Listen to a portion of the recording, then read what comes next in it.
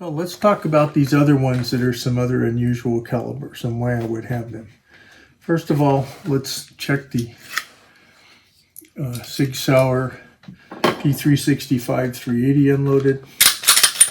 We can see it's unloaded. This has a rainbow titanium finish. Some people may not like that because it could be reflective of light. But one thing that's nice is these come optic ready. They come with the, I think they're called Sig Light night sights on it. But I put a 407K green dot on it because 380 is not as powerful as 9, and so you're going to want to make sure you're as accurate as possible if you need to use this. It also has an ambidextrous safety on it. Okay, and it is a striker fired gun. I have 10 round magazines for it. I imagine there's probably higher capacity ones for it now. I don't know whether you can see the green dot or not in there. You might have saw it there just for a second. Got to clean those off. They tend to get dirty. That's what I've noticed when I'm carrying it. So what do I like about this? First of all, it's 15 ounces. You wouldn't think a couple ounces would make a difference. The ammunition's a little lighter. It's got 10 rounds in it. It's got a optic on it, and it's a very it fits in the holster, very comfortably. And so that's probably the advantage of that. You give up a little firepower, maybe for a little bit of comfort, depending on whether some people would rather just have a 365 and 9. I wouldn't even want to bother with that. The advantage too is what I found is because the recoil's milder, it helps with the follow-up shots, and that could be helpful for somebody that maybe can't handle 9 or even 38 special. You might decide, I would like to have one, but I want to have one that has less recoil and that I can go ahead and take some training and become proficient at it. So for me, once again, capacity, it's light, it's got a full optic on it, and milder recoil. So go back to revolvers here. Let's open this one up. It's empty. It carries 7 rounds, okay, of 22 WMR, 22 Magnum. It has a nice fiber optic sight on it. What's the thing about this gun? It's 11.3 ounces, if I remember right. Very light. It's aluminum, has steel. I think in the barrel. I have to check on that, but it is the rest of it, makes it very light, and plus you have 7 rounds. Okay, some people will consider, if you're comfortable with rimfire, that's the other part of it, is the reliability of rimfire, and with Winchester or WMR with Magnums. This gives you 7 rounds, and yes, they have speed loaders for these kind of things. We didn't really talk about speed loaders, but all of them. This is a speed loader for the Colt. This is one for the 637.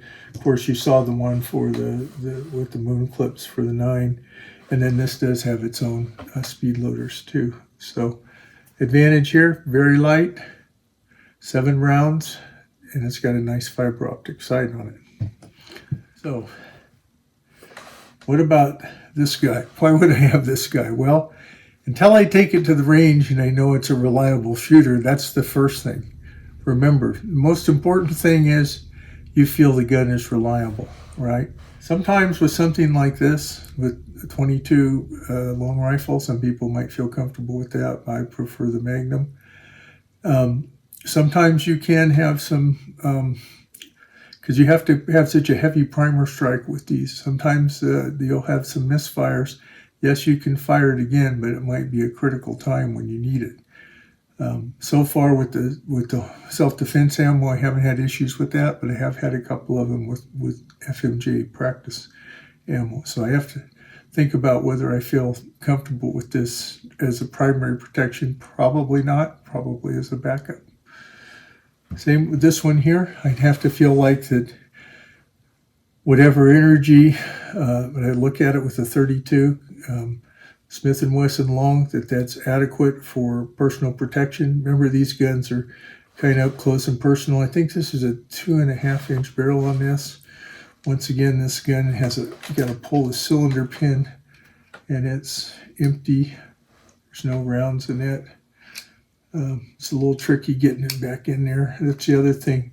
These are used guns, right? Just like the Colt, right? So how much support you can get for those if you need somebody to work on them or something like that. That's the other part you have to feel comfortable with, right? Trying to get that back in there. This is a double action, single action, just like the last one. Pretty heavy gun, pretty small handle. It does have a nice large trigger guard, but I'm not sure how that's going to slam back on my finger there.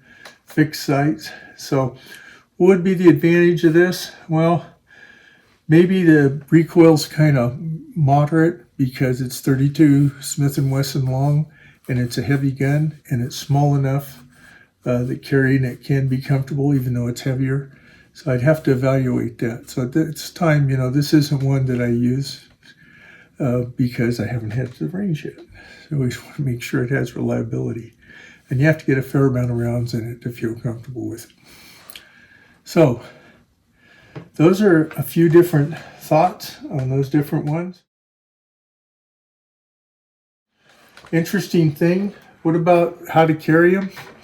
A gun like this, you're going to have a hard time finding a holster for it. I mean, I've got a little Uncle Mike's that I kind of keep it in so it doesn't get scratched, but I haven't found one to carry it in because it's an unusual thing.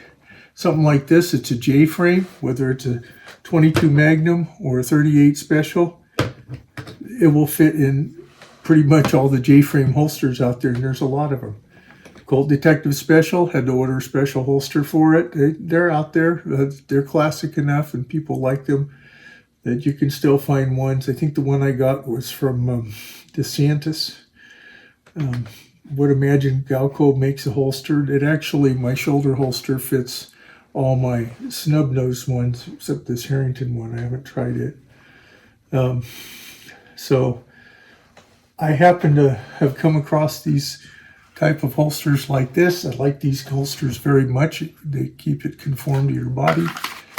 That's the same type of holster I use for my, and this one happens to be a Blade Tech, but this one here is a Crucial Concealment. Similar design, that works very well for my P365. So, and that's a real personal thing, holsters. Nice thing is, I've also got a holster, leather one. Sometimes I like to have a leather holster. Just depends on your personal preferences. Some holsters are what they call hybrid holsters. Hybrid holsters are made out of plastic and leather, like this one here, which is for my LCR, I believe. And it fits in there like that. Plus it's got two places it holds it. This happens to be inside the waistband one. So if I remember right, is it inside the waistband? No, this is the outside the waistband one. But sometimes I like those because I know they're strong and it doesn't move around. Sometimes ones with just a single fixed point can move around a little bit. So just different things to think about. I know this is kind of a long video, but I did say I would try to go over that, and I hope you'll find it helpful and informative. And if you have any questions, you need to talk to your own experts, your own folks at your local, wherever at the gun store, or maybe your gun club, whoever you feel like are your experts that you can rely on. And if you get a chance, and maybe you have folks that you can go and sometimes you can rent guns to try them out and things like that. That's not a bad idea either. So once again, Ray Desert Boy says, be safe out there, whatever you're doing. And if you like this video, please like, comment, and subscribe. Bye now.